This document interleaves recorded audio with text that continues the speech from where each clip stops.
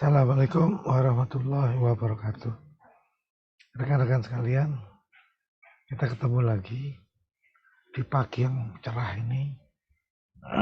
Kita akan membicarakan tentang ASEAN Corporate Governance Scoreboard. Untuk itu saya mau sharing dulu ya. Sebelah mana ini sharing? Oh, ini dia. Share.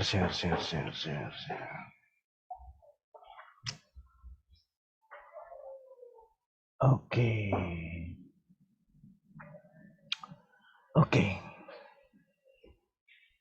Bentar, saya play dulu. Nah, ini dia. Kita akan bicara tentang ASEAN Corporate Governance Scoreboard. Apa itu? Nah, ini adalah pengertiannya. Ya. Nah, jadi ACG ini, ACGS lah kita nyebutnya, ASEAN Corporate Governance Scoreboard. Scorecard. ACGS. ACGS ini adalah dia memberikan semacam pedoman kepada para korporasi, terus bagaimana mereka harusnya melakukan kegiatan operasionalnya. Ya. Dia menggunakan standar-standar internasional, dia menggunakan praktek-praktek yang biasa dilakukan di perusahaan multinasional. Kenapa? Untuk membuat sesuatu usaha yang jangka panjangnya dia tetap kuat, tetap berkelanjutan, dan tetap tahan terhadap guncangan bisnis. Ya. Jadi sustainability itu adalah terus berkelanjutan, resilience itu artinya dia tangguh, ya. Sehingga menjadi satu alat yang dibutuhkan dalam kompetisi.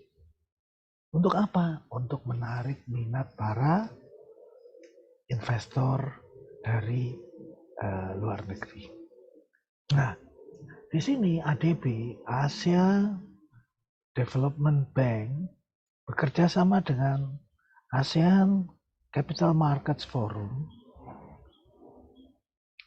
kemudian bikin ini, ACGS ini. Ya. Penilaiannya dari mana? Berdasarkan data yang tersedia di publik. Ya. Kemudian data tersebut dibandingkan dengan apa yang dilakukan di perusahaan-perusahaan internasional. Sehingga perusahaan-perusahaan publik tersebut akan bekerja menggunakan standar yang lebih dari standar yang diminta di negaranya masing-masing. Ya.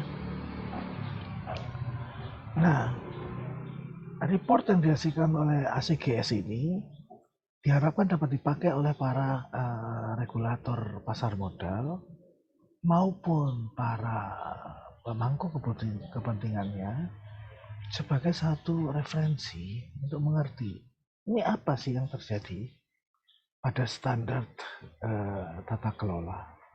Ya. Dia juga bisa dijadikan semacam alat diagnosa untuk melihat sampai seberapa sih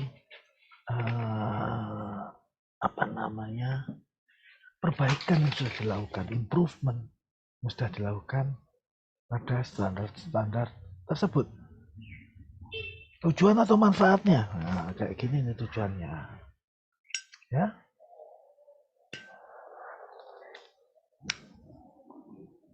Ingat, dia menggunakan kata rigorous metodologi. Artinya, dia menggunakan metodologi yang ketat, cukup berat. Menggunakan apa? Balik lagi. Jangan lupa ngopi ya. Menggunakan standar-standar internasional. Nah, yang dinilai apa? Ingat ya, yang dinilai adalah Public Listed Companies, PLCs. Artinya apa? Perusahaan-perusahaan yang sudah go public. Perusahaan-perusahaan terbuka kalau di Indonesia. Ya, nanti berikutnya kita akan nyebut PLC saja. Dari para negara ASEAN.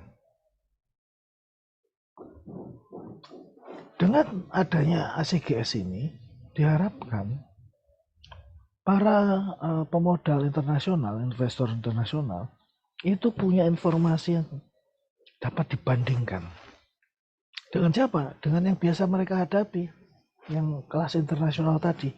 Oh, kalau kelas nasional, kelihatannya bagus. Begitu dibandingkan dengan kelas internasional langsung jomplang. Ya.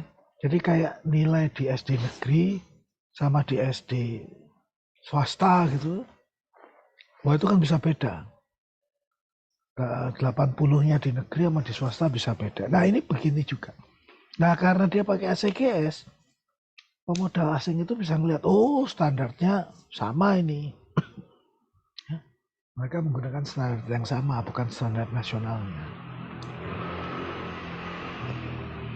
Ini juga menjadi komitmen dari para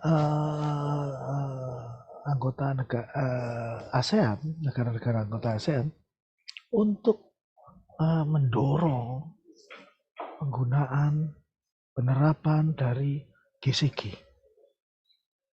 Kenapa? Balik lagi, supaya FDI, Foreign Direct Investment, atau penanaman modal langsung, penanaman modal asing di negara ASEAN tersebut bisa meningkat. Ya. Apa isinya secara umum ACGS? Ada 5 area yang dibahas, ya, sesuai dengan konsep-konsep dari OECD. 1. Hak-hak dari para pemegang saham. Kita akan bicara sampai di mana hak para pemegang saham itu didefinisikan.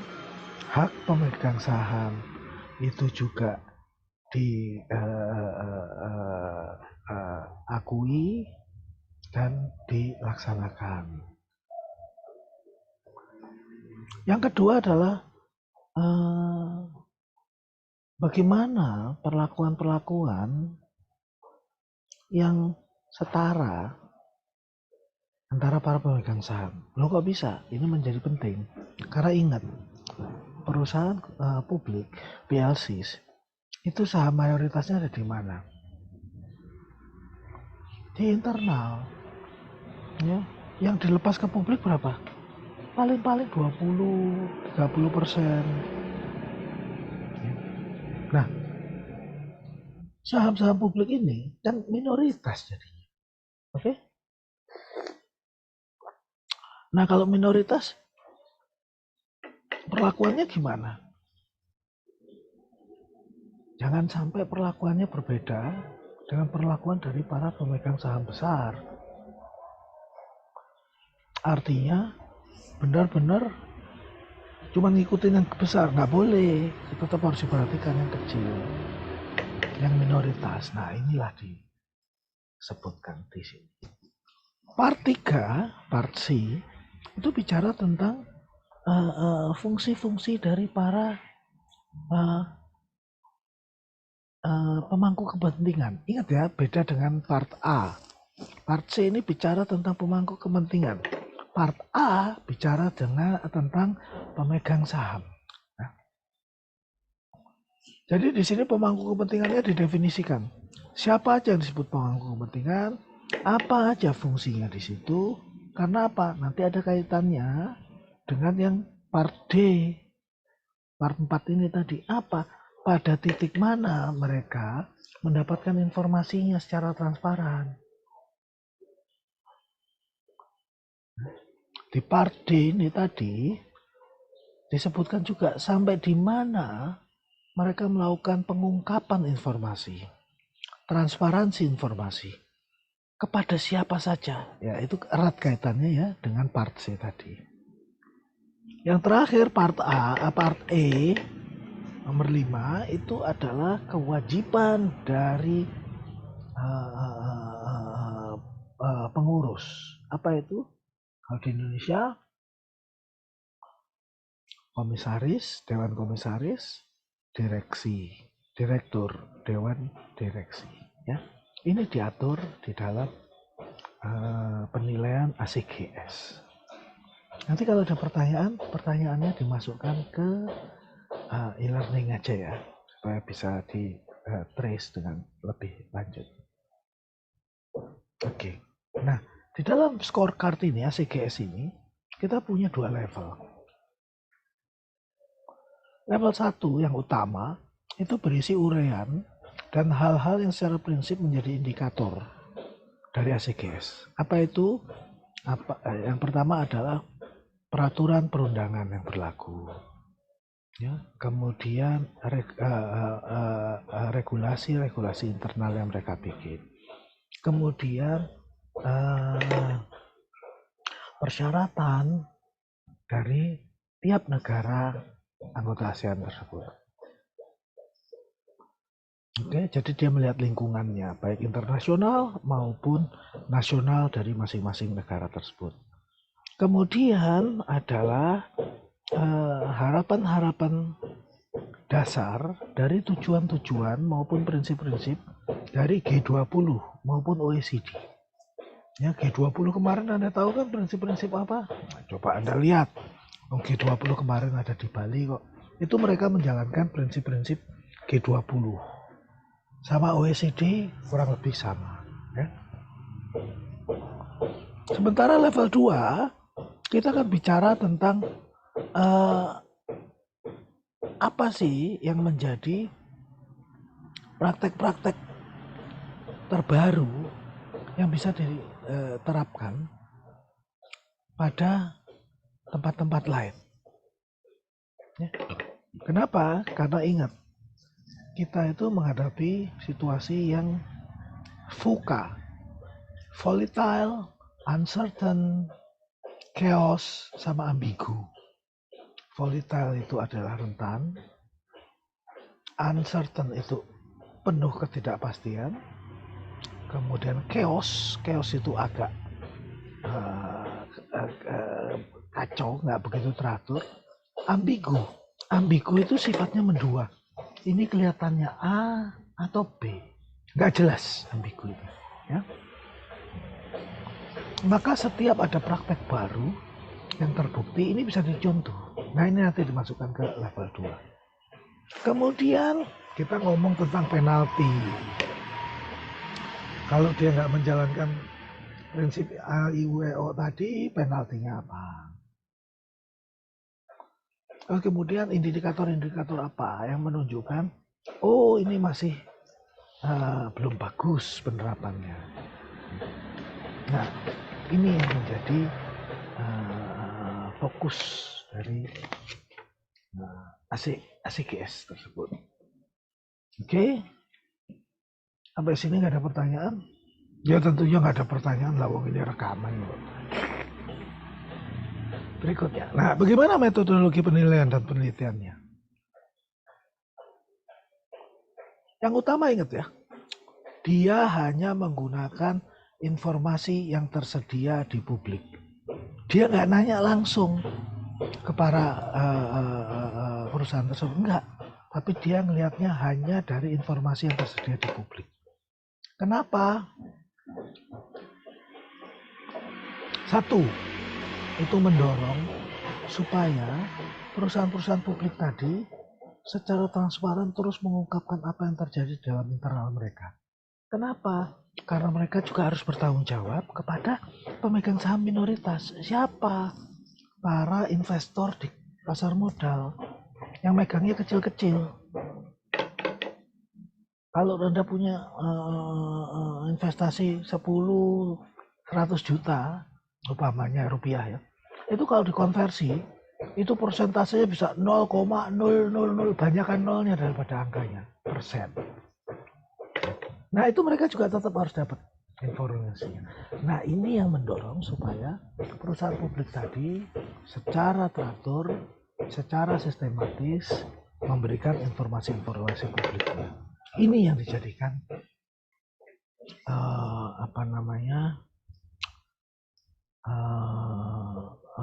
dasar penilaiannya. Oke, sehingga tidak ada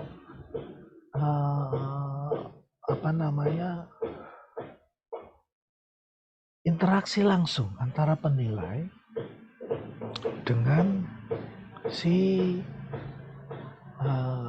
eksekutif perusahaan yang dinilai tersebut. Kenapa? Supaya tidak ada benturan kepentingan dan diharapkan lebih objektif. Ya. Apa yang dilakukan? Jadi ada perusahaan-perusahaan yang menjadi relawan, volunteer untuk melakukan penilaian atas 100 top PLC di tiap negara tersebut. Itu penilaian domestik. Kemudian ada peer review. Peer review itu dipilih 35 PLC tiap negara ya. Kemudian diakses oleh relawan atau volunteer business entities random dari negara lain.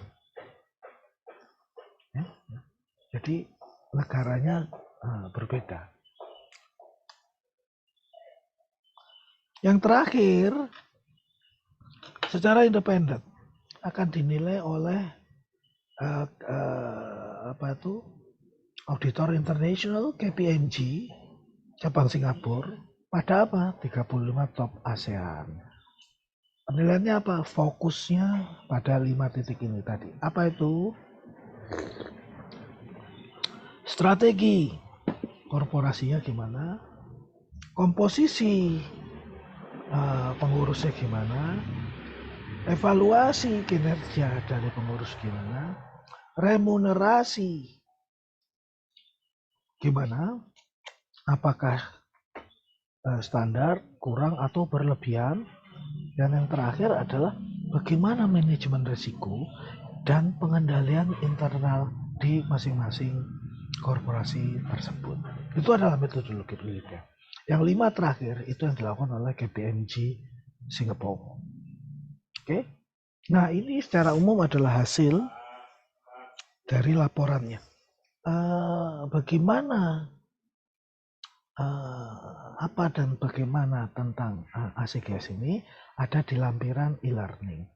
Hasilnya ya, dilakukan itu per 5 tahun. Harusnya tahun ini dilakukan lagi, tapi belum keluar laporannya. Itu juga ada di e-learning. Oke, laporannya 2019. Harusnya per 3 tahun. Harusnya tahun ini, tapi belum keluar. Ya, kita lihat ya. Ini adalah jumlah PLC yang ada di tiap negara tersebut. Yang secara sukarela mau mengikuti ACGS. Di Indonesia ada 100, Malaysia 100, Filipina 100, Singapura 100, Thailand 100, Vietnam nggak banyak. Ya, 82. Nah, kita cari nilai median. Ya, nilai tengahnya dari tiap negara tersebut. Nilai tengah apa? Dari skornya. Nah, kita lihat nih. Kita lihat 2012 skor kita payah. Payah ya. Nah, tahun 2019 membaik jadi 70,80. Malaysia lebih baik dari kita startnya dan sekarang jauh lebih baik dari kita. Ya. Yang menarik adalah Singapura. Singapura itu ternyata tidak semegah yang kita perkirakan. Tidak sehebat yang kita perkirakan. Justru yang berbahaya itu ada di Thailand. Thailand itu sudah 96,6. Sementara nilai mentoknya 100. Ya, jadi Thailand itu sudah mendekati kesempurnaan. Jadi di dalam investasi internasional kita mesti hati-hati. Ternyata yang paling dominan perlu kita perhatikan dengan sangat hati-hati itu justru Thailand. Singapura tanda petik ya hebat, tapi nggak terlalu rumit lah. Lihat di situ, Thailand sama Malaysia diam-diam, wah mereka ngebut. Begitu nilai ASIGS-nya tinggi, investor asing lihat, wow yang ngerjain perusahaan dengan benar, bertanggung jawab profesional tuh ya nomor 1 Thailand, nomor 2 Malaysia. Maka itu tercermin pada jumlah investasi yang masuk ke negara-negara tersebut lebih tinggi daripada di Indonesia. Oke, sementara yang kita gadang-gadangkan Vietnam, tuh lihat tuh, nilainya nggak begitu tinggi. Artinya apa? Dia cuman berkutat pada biaya tenaga kerja yang sangat murah. Oke, sementara yang lainnya agak sulit. Kenapa bisa terjadi? Yang utama adalah karena Vietnam adalah suka atau tidak suka masih negara komunis. Sehingga GCG agak sulit dijalankan di negara tersebut. Tapi yang penting apa? Mereka tetap mau ikut dan mereka berusaha untuk up to date pada standar-standar ini. Hati-hati, ini bisa menjadi musuh berikutnya dari kita nih ya. Nah, ini adalah untuk level 1 nilai per negaranya kayak begini.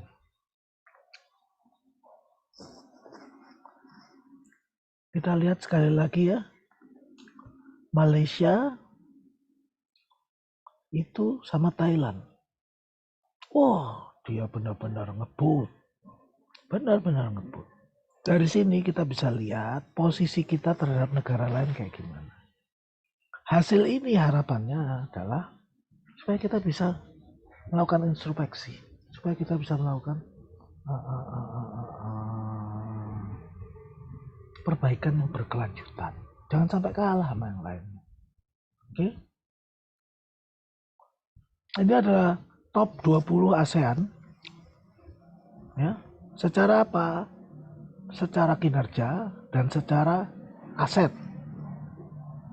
Indonesia cuma ada 10, Thailand ada 42,